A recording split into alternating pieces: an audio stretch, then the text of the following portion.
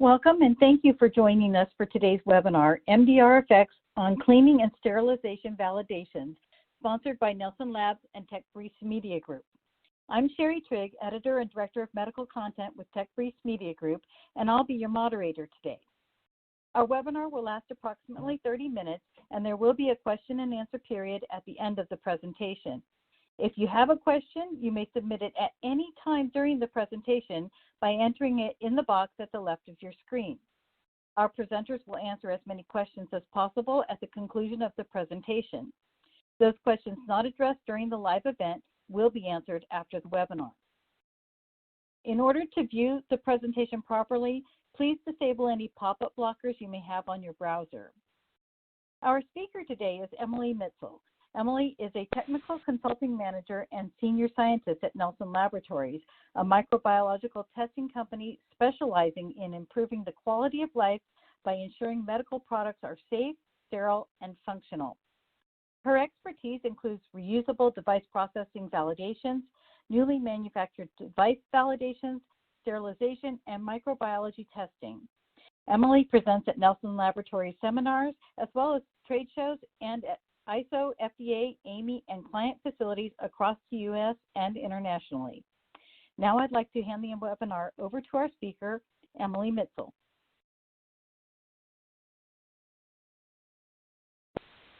Hello, and thank you for joining us today to discuss the MDR effects on cleaning and sterilization validations for reusable medical devices.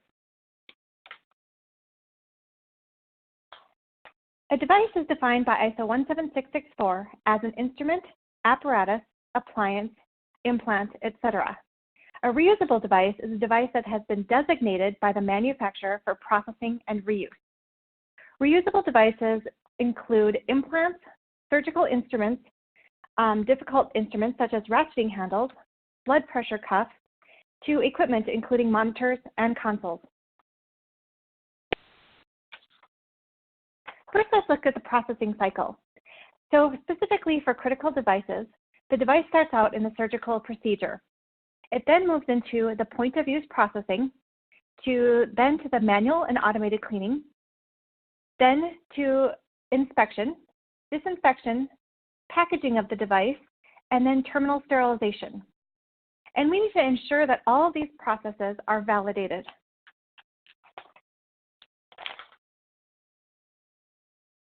Today I will be discussing MDR requirements, including exact verbiage and specific references, device manufacturer challenges, how to save costs and comply with MDR, and included in this will be information on other international standards.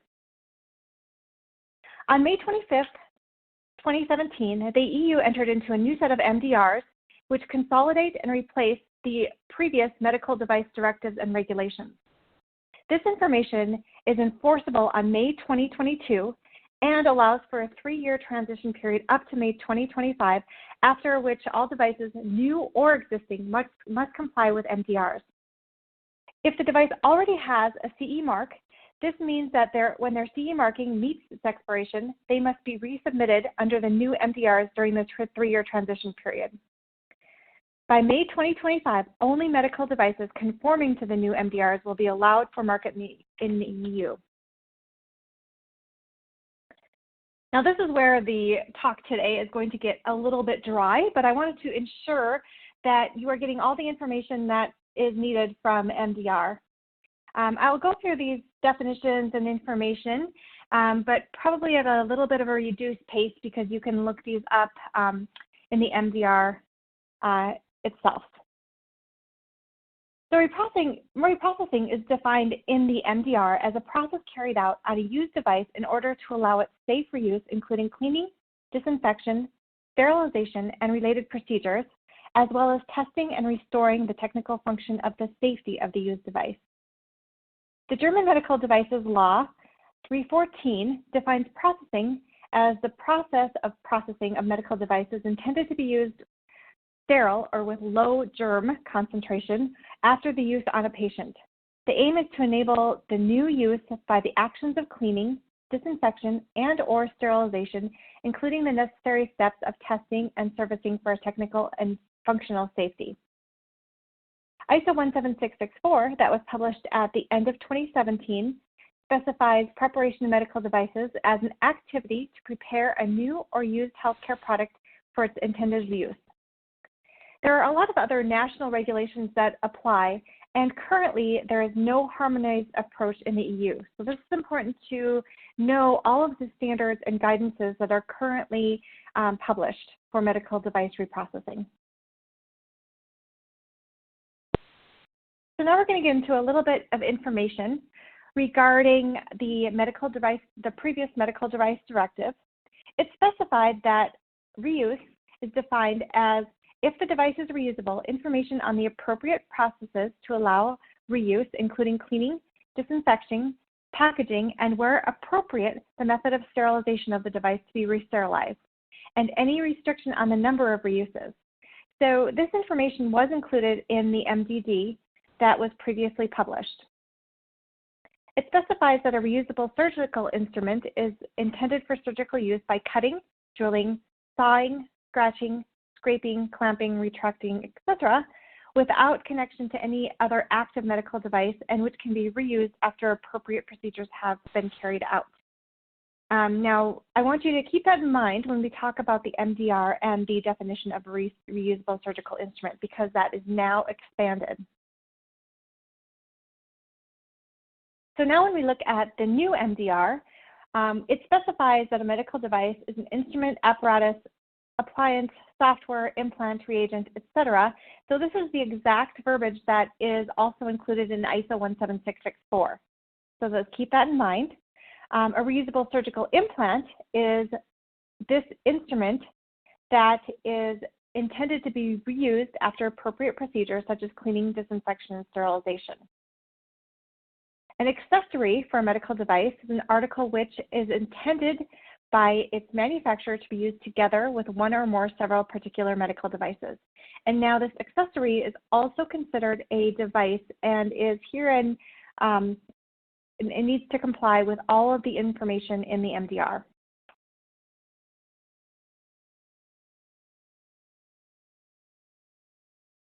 The MDR defines a manufacturer as a natural or legal person who manufactures or fully refurbishes a device or has a device designed, manufactured, or fully refurbishes and markets that device under his name or trademark. So this also includes any third-party manufacturers of devices or reprocessors of devices. It also has definitions for fully refurbishing and reprocessing, which are very similar to the current standards that are fully published at this point.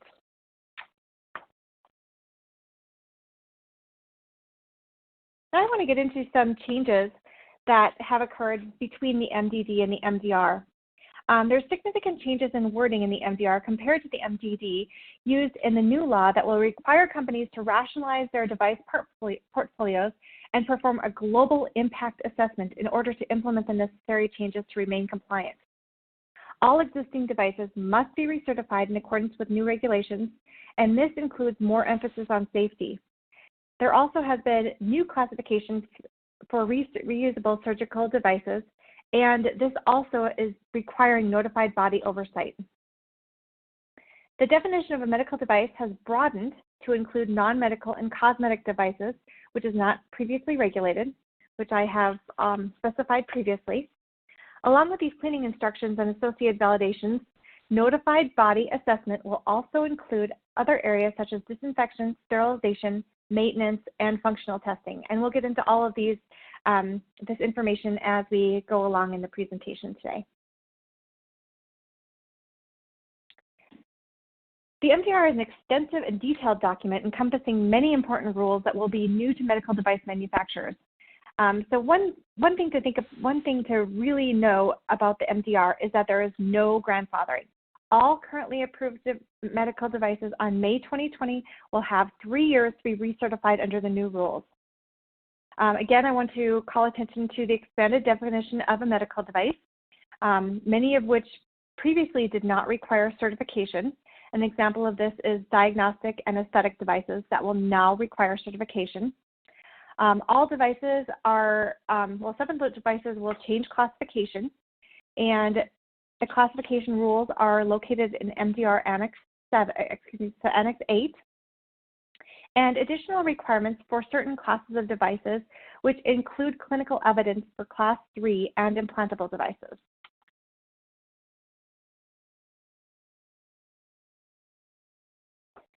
So when we look at reprocessing in the MDR, if a device is reusable, the information on the appropriate processes for allowing reuse need to include cleaning, disinfection, packaging, and where appropriate, the validated method of re-sterilization, appropriate to where the device will be marketed, and then the information shall be provided to identify when the device should no longer be reused. And we'll discuss this further in the today as well. Where necessary, device shall be designated to facilitate their safe cleaning, disinfection, and/or sterilization.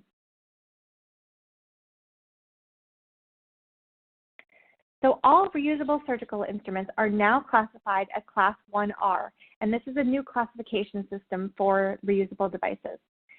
In the case of a reusable surgical instrument, to the aspects related to reuse of the device, in particular to cleaning, disinfection, sterilization, maintenance, and functional testing, and the related instructions for use. And this is all located in Article 52 of MDR. Devices that are reusable should also carry a UDI, and that is specific to devices, all devices at this point, and that will help determine the number of cycles that the device should go through in its lifetime of the device.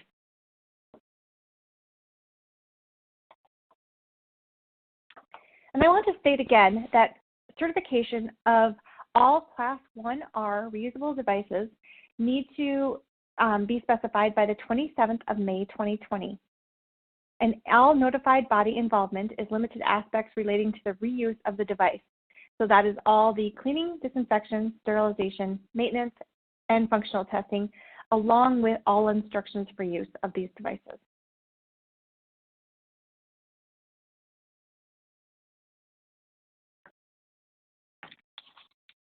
All right, so we want to get into the fact that there's no harmonized standard way of performing processing validations. There are a lot of non-EU harmonized and sometimes only partially disclosed state-of-the-art requirements for member states in relation to reprocessing. So what we need to think about is that there is some issues with devices that are sometimes considered non-reprocessable, and that includes devices that are very difficult to clean, and that some issues with the cleaning aspects are very difficult with these devices. There's also issues with biocompatibility in general of materials that may leach substances due to processing. So this may affect the chemicals that are used in the reprocessing and also the processes themselves. There are a lot of challenging geometries, which include lumens and require disassembly and reassembly of devices. We also need to think about the performance test of the devices, which includes mechanical, electrical, chemical, or biological aspects of every medical device.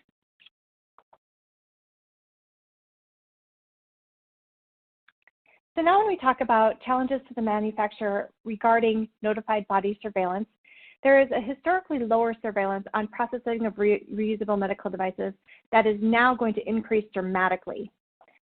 There has previously been a lack of technical documentation, missing data on shelf life testing, including biocompatibility after full cycle processing.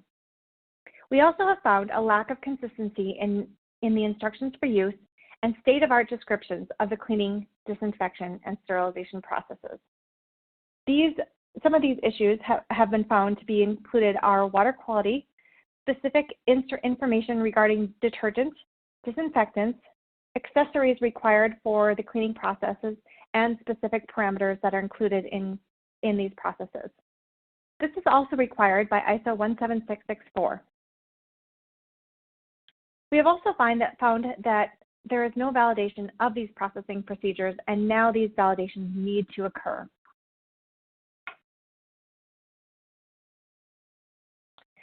We have also found that there are issues with utilization of available equipment and cycles in healthcare facilities or where these devices are going to be processed.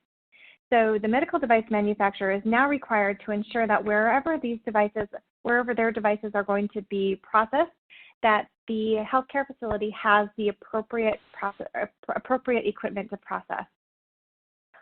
We have also found that no risk assessments in relation to each step of the process have taken place. So we also have to think about point of use processing, cleaning, disinfection, maintenance, packaging, and sterilization risk assessments. We also need to ensure that there is appropriate acceptance criteria for each of the steps involved in the validation. And this includes soiling of the device, residual reduction, for example, protein, hemoglobin reduction, as well as any log reduction and specific organism requirements for disinfection. We need to ensure that whatever we're performing for the validation is meeting national requirements.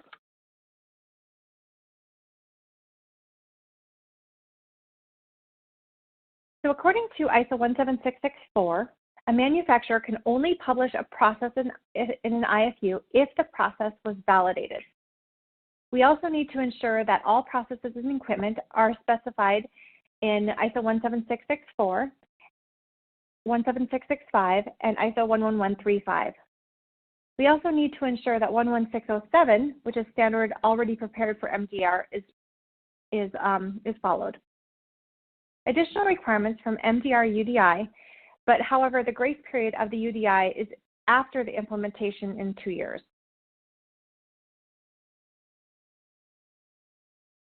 All right, now is the information that you've all been waiting for, and a little bit less dry than just going through the very intricate details of MDR and how it changed from MDD.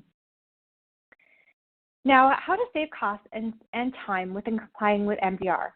The biggest cost savings is going to be performing family grouping, worst case device determination, and then adoption of other devices into the cleaning, disinfection, and sterilization processes.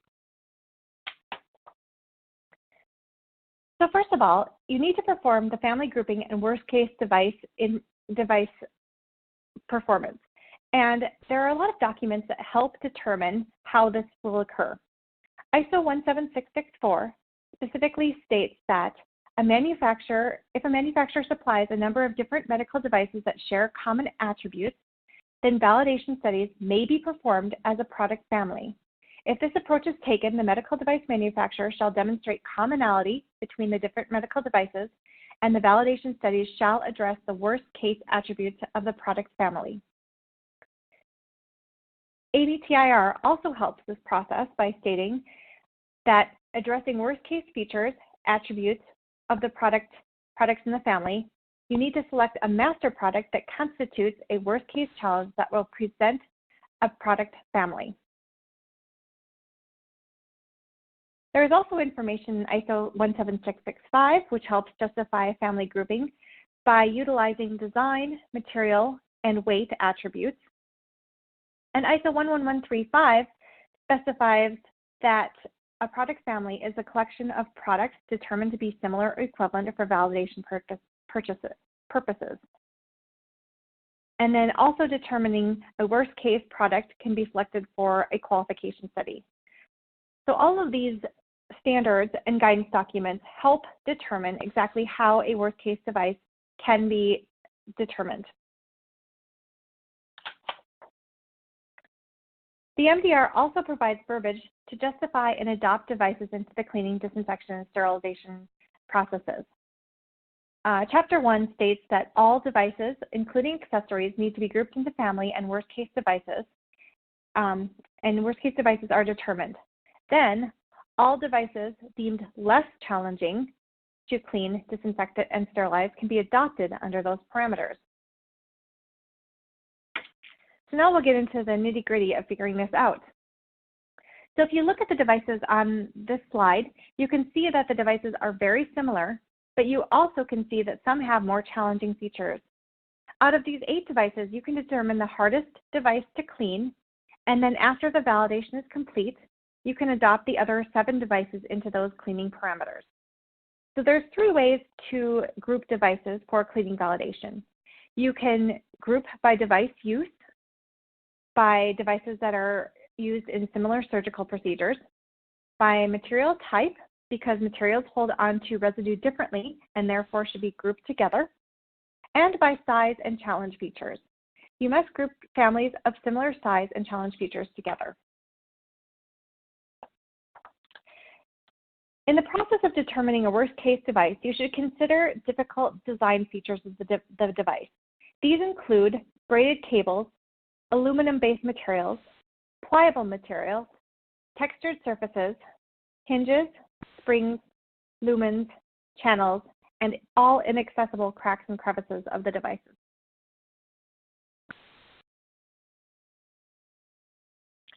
Now here's an example of a tray of devices that will all have the same cleaning instructions. We need to determine the worst case device to validate. So we have determined that this gold ratchet handle is the worst case device due to the complexities of the device, as you can see if you look very closely. It's kind of hard to see in the slide, and also the lumen area of the device. After that point, all other devices in this whole entire tray of devices will be validated under those cleaning parameters. You can do the same for a device like a glucose monitor on the left-hand side of the slide. We look at all the complexities of the touch sites and determine which touch site of this device is worst case.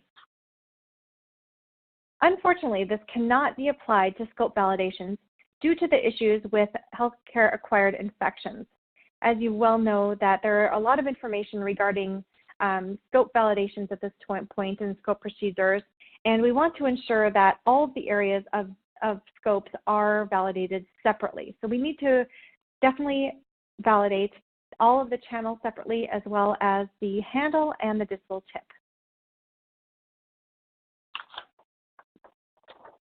And now moving on to grouping for a sterilization validation, we can determine a worst case tray by utilizing issues like the weight, the mass, the complexity of devices, the volume to vent ratio of the tray itself, and the ability of the tray and all of the devices to allow proper air removal and steam penetration.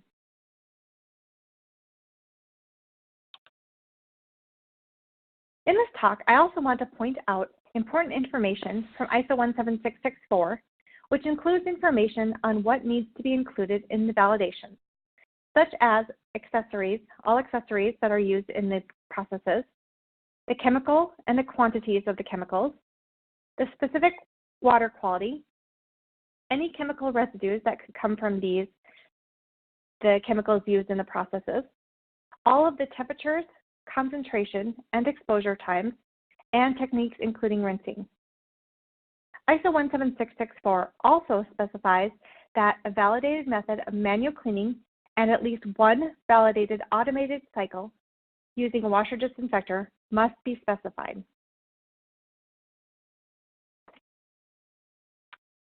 Now I want to switch gears and go over the current requirements for end-of-life testing, which is a very important part of the validation.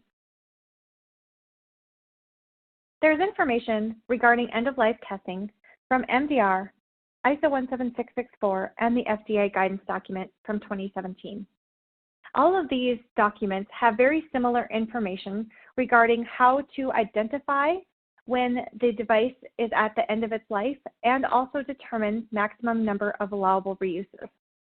This is a very important part of the documentation, and as shown in this slide, is appropriate for determination whether the device is going to be sold in the EU or the US or any part of the world.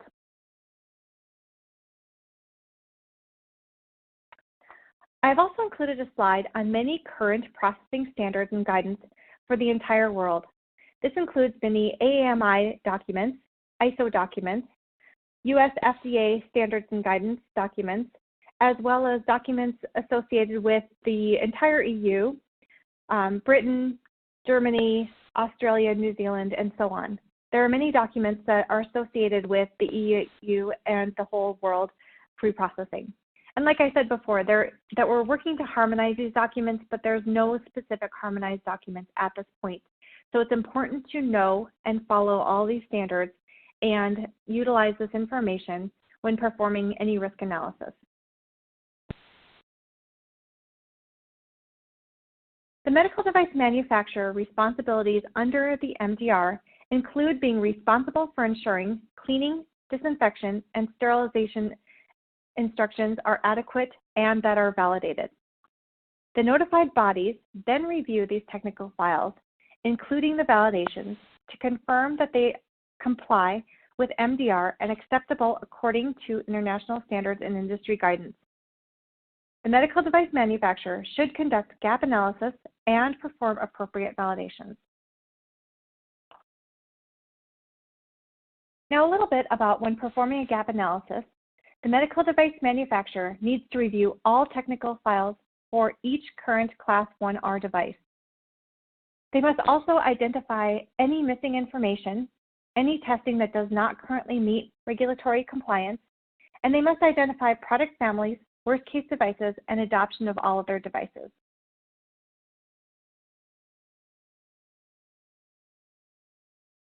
In conclusion, I want to state that the time for Class 1R devices is virtually running out. There is no grace period for Class 1R devices since the deadline is May 2020. Missing lifecycle laboratory simulations will be a bottleneck, and if any device is missing, if any information is missing in the current technical documentation, this will take time and laboratory resources. I want to conclude with a summary of this information. The medical device manufacturer first needs to perform a risk analysis, which includes all justifications and how to meet regulatory requirements. They then need to write a comprehensive test plan, which includes sample numbers required, all processing specifications, residual testing, including acceptance criteria. And we need to also ensure that all of these aspects need to meet current acceptable regulatory requirements. We then need to write a conclusion, which includes the test results, interpretation of these results, and including the final report with all of this information.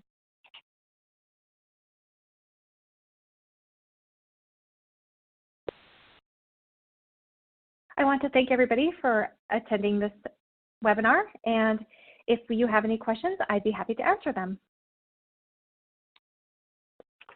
Thank you, Emily. At this time, we would like to begin our Q&A. If you have a question, you may submit it by entering it in the box at the left of your screen, and then we'll go ahead and get started. Our first question, Emily, is end-of-life testing only for reusable devices, or does it also apply to single-case devices? Oh, that's a very good question, because third-party reprocessing of single-use devices is a very hot topic with a lot of regulatory bodies. So we really need to, yes, of course, need to think about those requirements that are specific to single-use devices. Now, I think that that's even of more of a concern because single-use devices were first produced to be single-use. So that's especially important for single-use devices that are now being processed. Thank you so much. So our next question, was there a specific event or series of events that caused the governments to take actions now? And then second to that, in validation of a reusable medical device, are there any requirements of the manufacturer to ensure that operators and processes are qualified at their customer user sites? For example, do we have to train the customer personnel and oversee customer SOP changes? Great questions. I don't know of any specific event or series of events. I mean, there have always been issues with healthcare-acquired infections, and we definitely see now that there are issues specifically with healthcare facilities not being able to follow the instructions appropriately, but we also want to make sure that we are working towards making sure that all of these are appropriate. Sherry, I can't see that question on my board anymore. Can you put that back on just so I can see that second question to answer it appropriately? Absolutely. I moved into the answered one. I didn't quite see it there either. Okay. Are you seeing it now? Let's see. Hit your refresh. Yes, I see it. Yes. Okay. Yeah, so I have heard recently that the US FDA has required certain medical device manufacturers to go into clinical facilities and watch personnel perform the processing steps on their devices to ensure that it can be processed appropriately.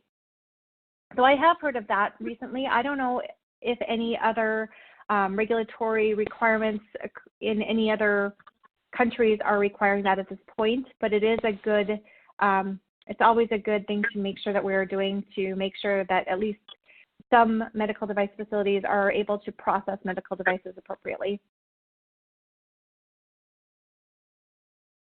Thank you so much for that very good answer to that question. Our next question, for blood contacting devices, is there a good test that assures safe use even if the first patient was infected with CJD and the prions associated with it? Yes, another great question. You know, CJD is very important issue in many European countries. So what we want to look at for that is that we're performing thorough cleaning of the devices. Right now, our sterilization parameters are not necessarily high enough to kill off the CJD and other prions. And so we want to make sure that we are removing everything in the cleaning processes. And so that's really important to show that we are getting down to the lowest amount of protein and the blood components of devices to ensure that everything is removed from the devices after patient procedure. Great, thank you so much. We are getting toward the end of our event. At this time, I would like to thank Emily for this discussion today. I would also like to thank our audience for being with us. A survey will pop up on everyone's screen immediately following our program. Please tell us what you thought of our webinar by answering its few short questions. This webinar will be archived and available for viewing on our website, and an email will be sent to everyone who registered for today's program as soon as the archive is ready. I'm Sherry Trigg with Tech Brief Media Group, and thank you so much for joining us.